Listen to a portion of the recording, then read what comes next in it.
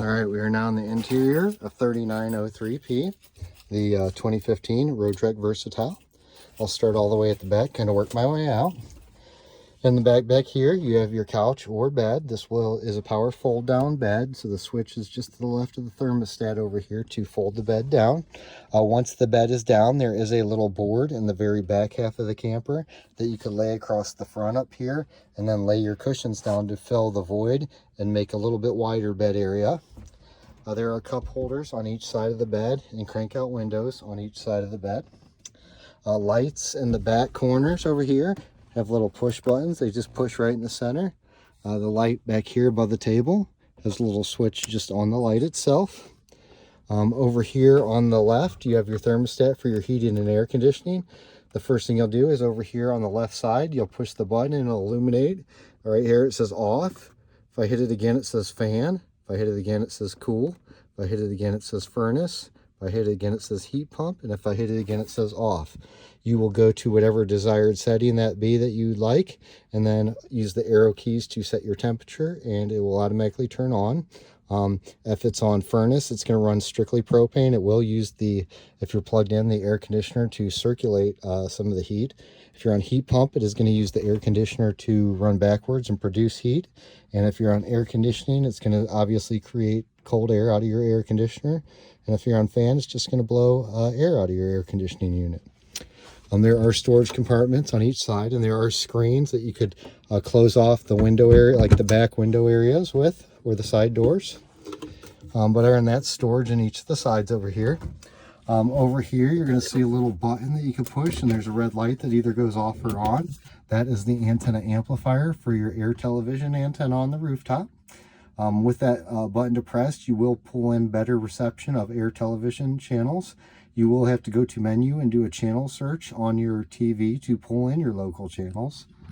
Up here at the top, you could pick which speakers you want to play, whether it be the surround sound or your front dash radio speakers by turning that knob up there.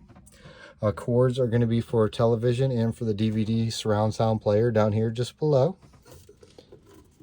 You do have a TV over here. The TV does have a little knob back here that you could spin to swing the TV out if you want to position it to see it from different areas inside the camper. You do have little surround sound speakers over here in the corners and stuff of this camper. You have a tabletop that does have fold out leaves. This tabletop you could either put in the back or in the front pocket up here. It actually pushes into the hole, and then you spin it and it actually tightens up to like currently right now it's just sitting there. That's why it's a little angled, but if you twist the actual pole itself, it tightens up and becomes straight inside the camper. Up top here you have your microwave, which is pretty standard and self-explanatory, and then to the right of that you're going to have some storage cabinets. Also to the right of that cabinet here, open this guy up. Again, another storage shelf inside of here. More crank out windows and more curtains to close off the windows for privacy. Same thing here, you got a little slide over curtain for privacy. This is going to be the hose. That is a brand new hose for the outside hot and cold shower. Over here, I'll move some things here, are all the books that came with the camper. Inside of here, this will flip up, and this gains you access to your stovetop. In order to light a stovetop, you will actually turn this knob and depress the knob. While the knob's depressed, you'll come over here and hit your sparker button, and as you can see, it will illuminate and light the burner. You do have to hold it for a few seconds so it can sense the flame, and then it will stay on, and then you can turn it to whatever desired setting you want. You do have to do that with each individual burner. You have to hit the sparker for it. This one over here will flip up, and this is going to be your sink area here. Now, if you're hooked up to your garden hose, you'll have water right at the faucet. If you want to use the water pump, like the water you take with you, over here on this panel, you're going to have a switch that says water pump. You'll turn that on, and then that will actually produce water out of your faucet there. When you're running the water pump, you're going to hear a growling noise.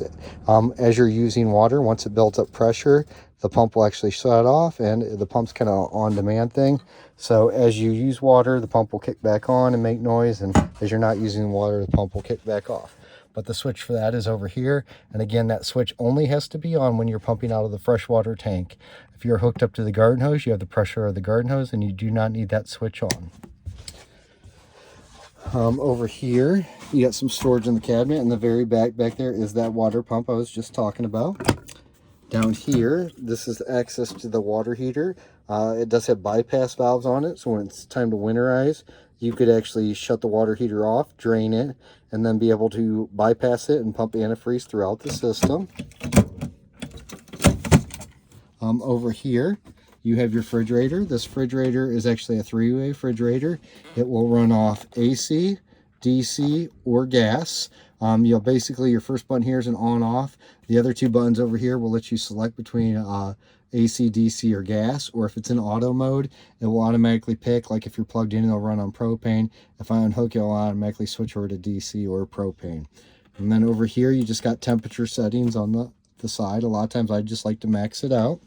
To open the refrigerator, there's actually a little button here you got to push, and then there's a handle on the side, and then it'll open the refrigerator. You do have an ice box in the refrigerator and then storage down below. And there are instructions here if for some reason you forget how to operate your refrigerator.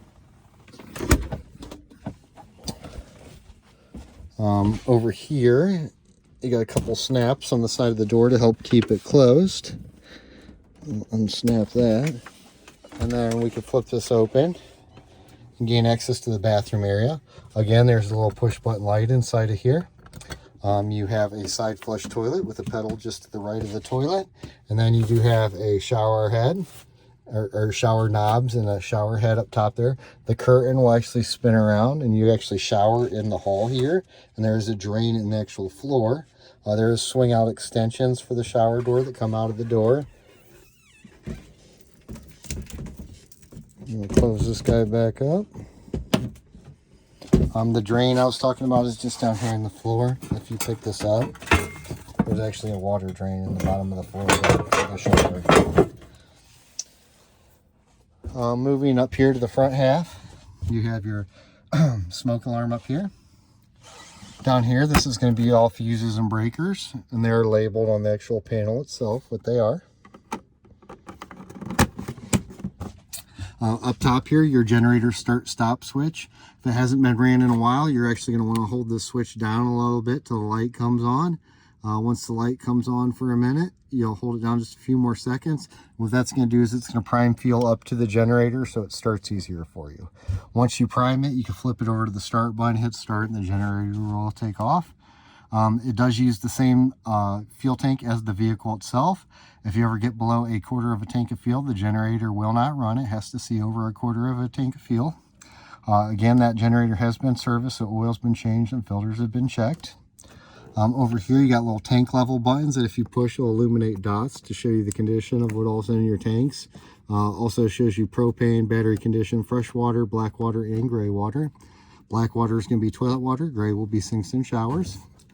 You have your water heater switch here. As long as there's water in your water heater, you can flip this switch on and it will automatically ignite the water heater as long as your propane is turned on also.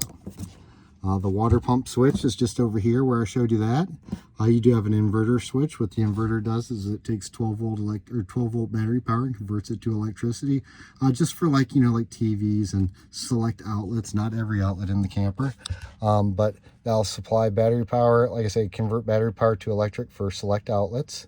You have your patio light switch for the light just outside the door, and then your main battery disconnect switch inside of the camper. There is a spot over here on the side. That's where the post stores for the tabletop. You do have storage compartments in the very front up here that will flip down, and more speakers. These lights up here, same thing. They got little you just push in the center of them and they'll shut off. You do have windows up top here, and they do have removable panels. So, when it's nighttime, if you want to block the sunlight out, you could put these up. You just kind of spin these little plastic tabs here to remove the covers. Just below this seat over here on this side, that's going to be your furnace. Anytime the furnace is running, that will be blowing hot air out of that. And that control is on that main thermostat, which I showed you in the back half of the camper. Moving up here to the front half, not a whole lot crazy in the front half up here. You do have a little glove box area down here in the bottom. cup holders, ashtray. There is another power inverter right up here in the front. 12-volt accessory outlets and USB ports. Over here it does have OnStar, but I believe you probably have to subscribe to that. There's airbag shutoff if you don't want the passenger airbag on, and traction control, and again another 12-volt accessory. Let's swing around here. You got your standard radio controls there in the center. I'll kind of power this on real quick so you can see those. But your standard radio controls, and once it powers on you'll be able to see things.